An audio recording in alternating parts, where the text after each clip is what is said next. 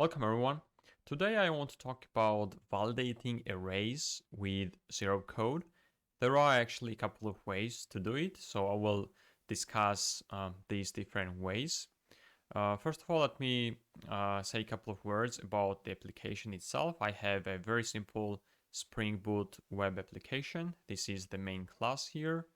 So this is Zerocode demo application. And I have just one endpoint, one REST endpoint /books, and I return 3 books as an array. So very, very simple application. This is the book class, and I just have title and author. I'm also using, by the way, IntelliJ IDE. You can use any IDE of your choice, and I'm also using Java 11 for this demo. Let's check out pom.xml. Which comes from Maven. We have, standard dependencies, and we have Zerocode dependency, obviously, and the version is the latest 1.3.27, which is the latest for the time of recording this video, obviously. And if we go to localhost 8080/books, so 8080 is the default port of Spring Tomcat server that Spring Boot has. If I refresh it, it returns the books array, which has 3 books. So nothing really extraordinary. The way you can start the application, you can click this green triangle, or you can also start it from this upper right hand side. Okay. In Zerocode, we write tests. We use this Java folder for test cases, which are Java classes and methods, and we write our scenarios in resources folder. I have a test scenario here called book endpoint test.json, and I have a sample scenario here which says validating arrays. I have 4 steps, which corresponds to different ways we can do validations. I have corresponding class here, and this method, which points to our scenario. And again, if you don't know, in Zerocode, we do not write the actual testing code. That's why the body of this method is empty.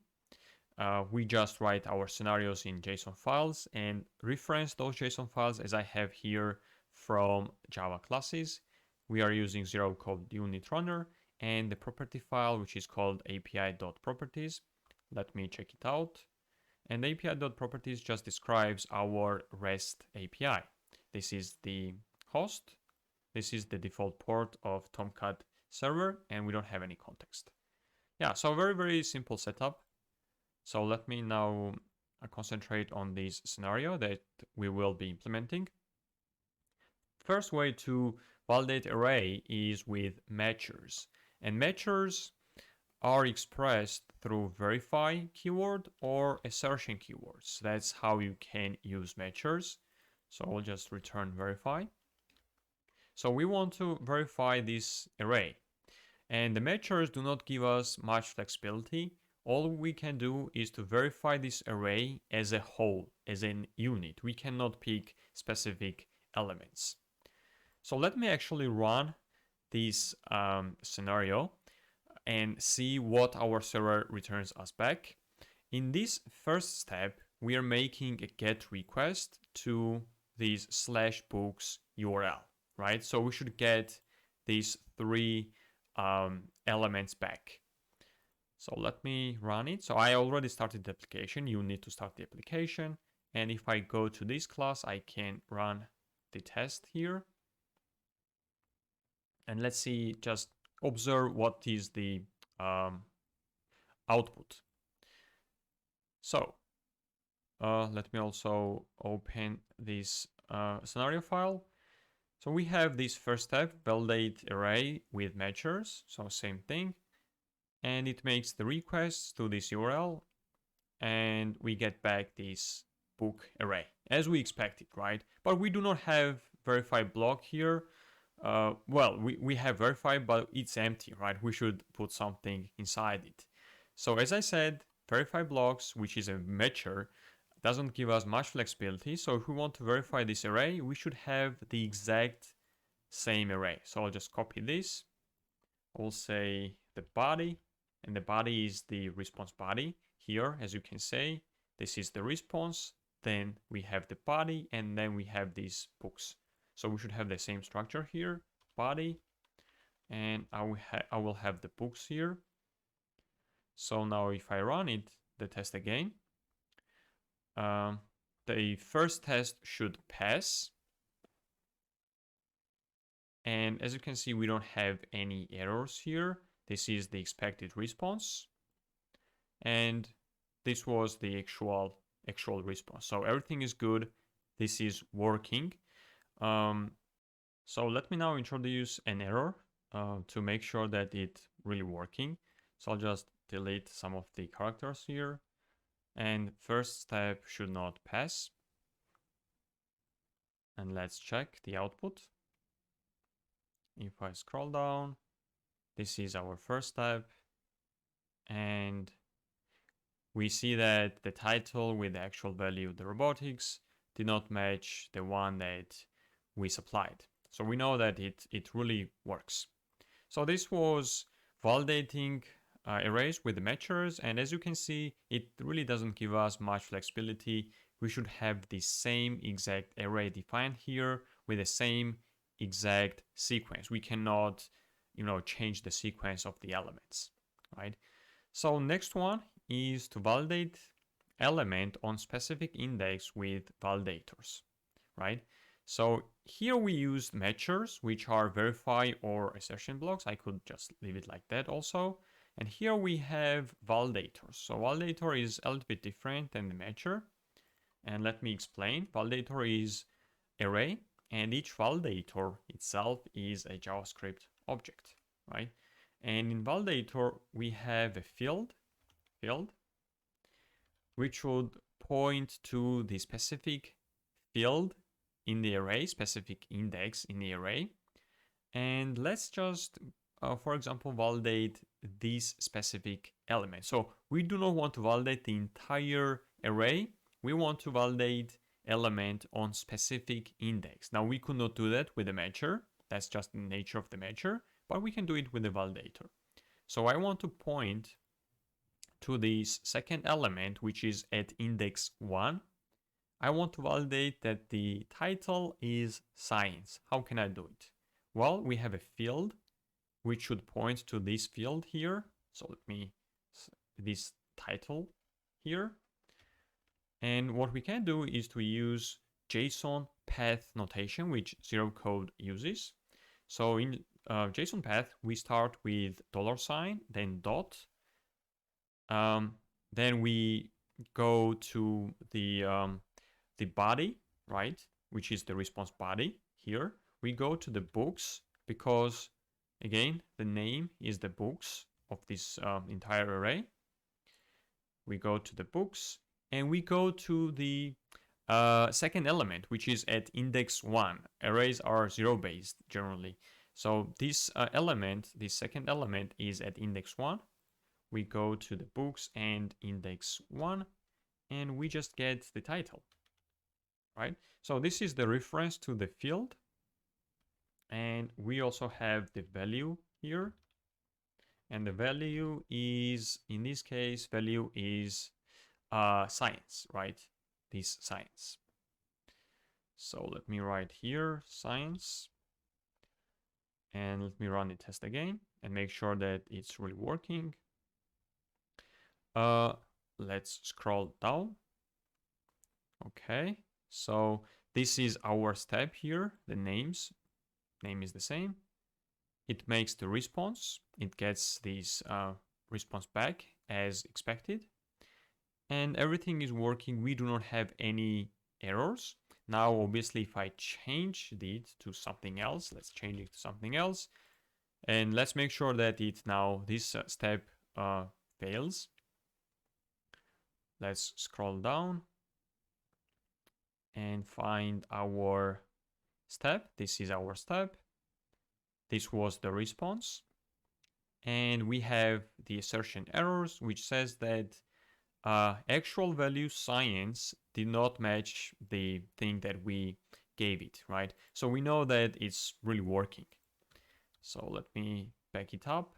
So validators give us more flexibility. It enables us to validate specific elements in the array. So we do not really need to define the entire structure of the array. We can point to the specific indexes in the array. And we can actually do more with the validators. And in the third step, as the name suggests, we validate existence of an element in array, right? Here we specified the index, right? We said that, okay, give me the element at index 1 and validate the title. But sometimes we do not really know the index. Maybe the order of the books is not deterministic. We don't know if the science, this book, will be at index 1. Maybe it's index 0, maybe it's index 2. Who knows, right? So when the order is not deterministic, this approach is not gonna work.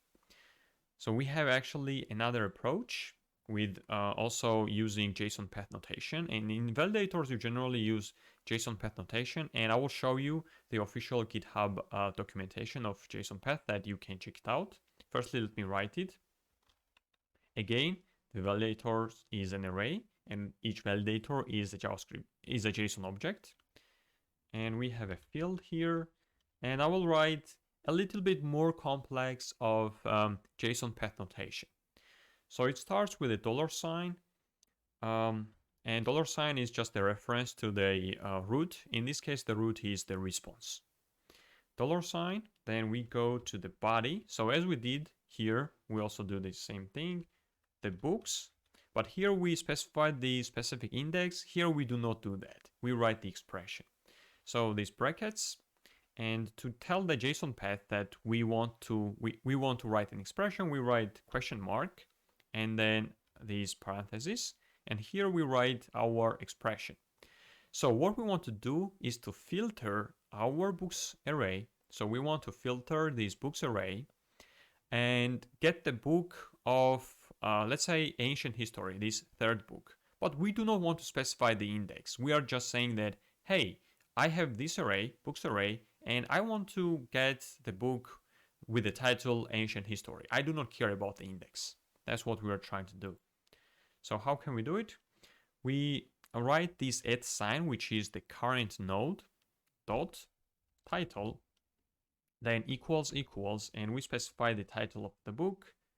And as I said, we want to find this book, ancient history. So we'll say ancient history. And what it will do is iterate over our book array and get the elements where title is ancient history. And the field, value. By default, JSON path returns an array. So this is an array, even though we have one element, which is ancient history in this case, it still returns an array. That's how it works. So it will return an array. It will just have a one element because we have one book with ancient history, and title obviously will be ancient history, and author will be, let me check. So it will return this element, and we're checking that it really returned this element. So title, ancient history, author is author 1. So let me say author 1 for 1. Again, let me repeat. This will filter our books array based on the title equals ancient history, and it will return the element that satisfies this predicate, right? And we are checking here that it really returns the book that we want.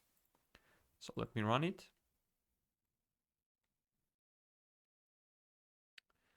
And let's go to the this tab.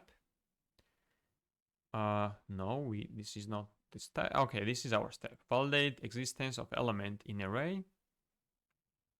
And as you can see, we do not have any errors. Now, let me introduce some error here, some dumb author. Let me run it again, and now it should fail. Let's scroll down and check.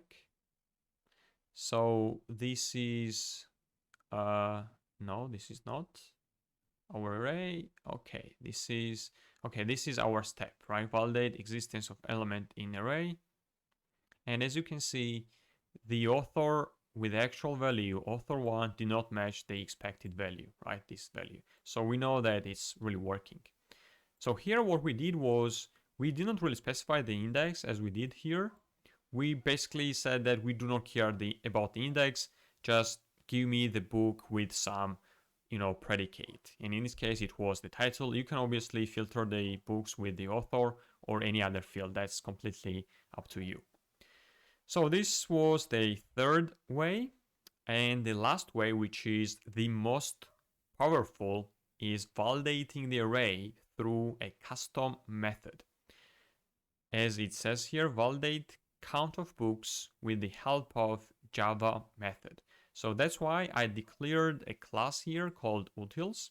So if I go here, I declared a method which we will invoke from our step. And in Zerocode, you can invoke Java methods from steps, right?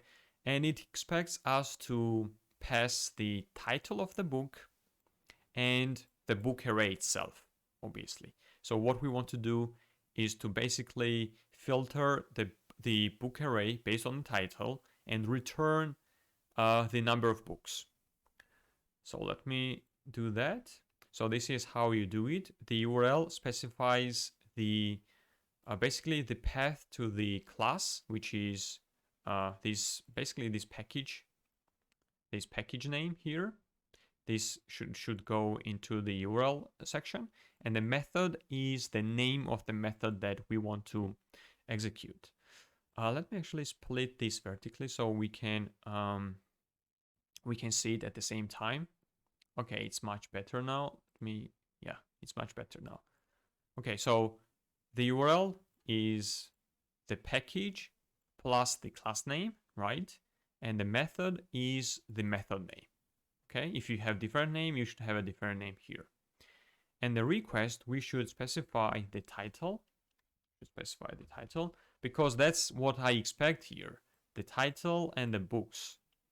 So title is, okay, what we want to specify. Let's say the robotics. Let's choose that title, the robotics.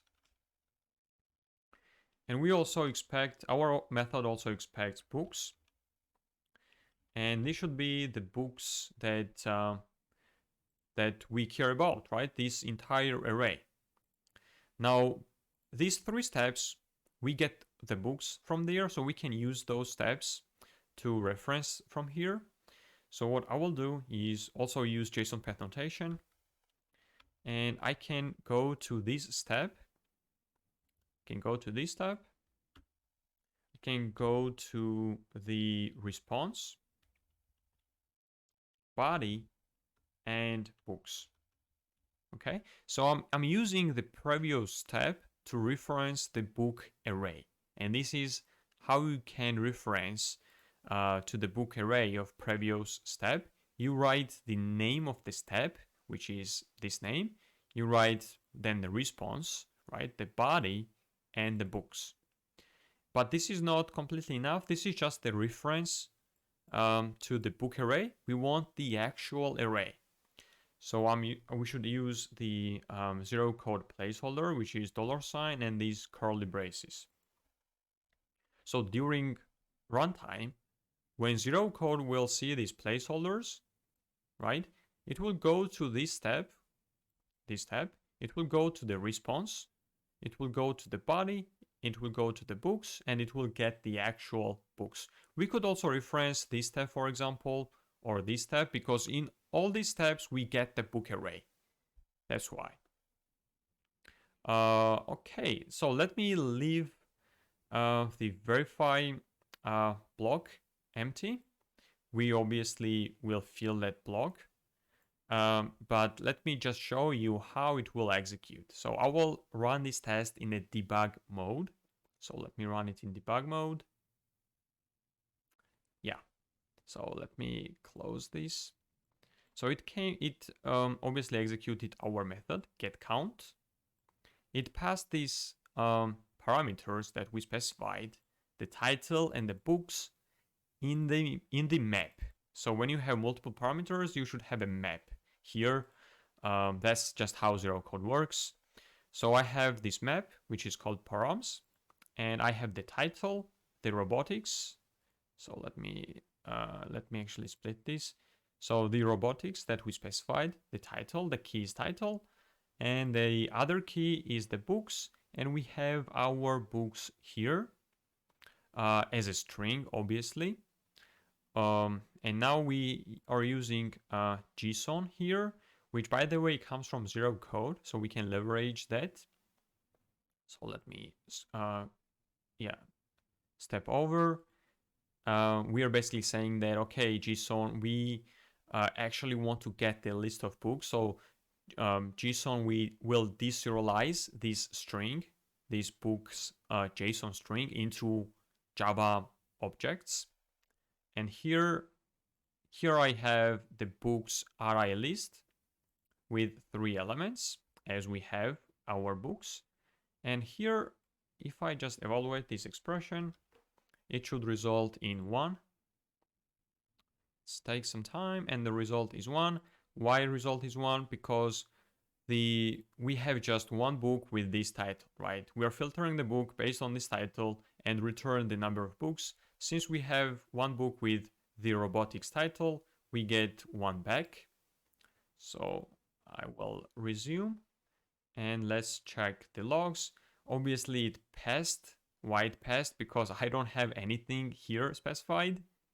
So that's why it's passed, because I just wanted to show you the internal logic of this method. So let me actually take a look. Here, if I scroll down, so this is our step, validate count of books. And the response is just a number, 1, right? It's not some object, it's not some string, it's just a 1. So what we can do is to write 1 here, as simple as that. So if I run it, obviously it should pass, and it passes. We don't have any mistakes. If I write, let's say 2, it should fail because we have just one book and it fails. And let me scroll down. As it said, with actual value 1 did not match the expected value 2 that we specified.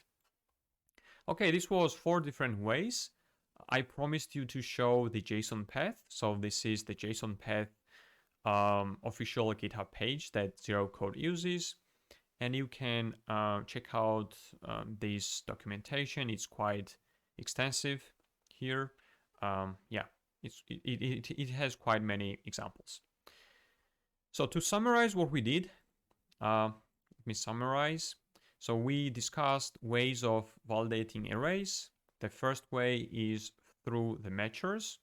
And in matchers, the advantage is that it is easy to write, obviously. We just declare the same exact array. But the disadvantage is that it doesn't give us much flexibility. We cannot point to the specific element in the array. We have to treat this entire array as a whole, as an unit, right? Then we discussed validators, and advantage is that it is more flexible. We can actually point to specific index if we want to.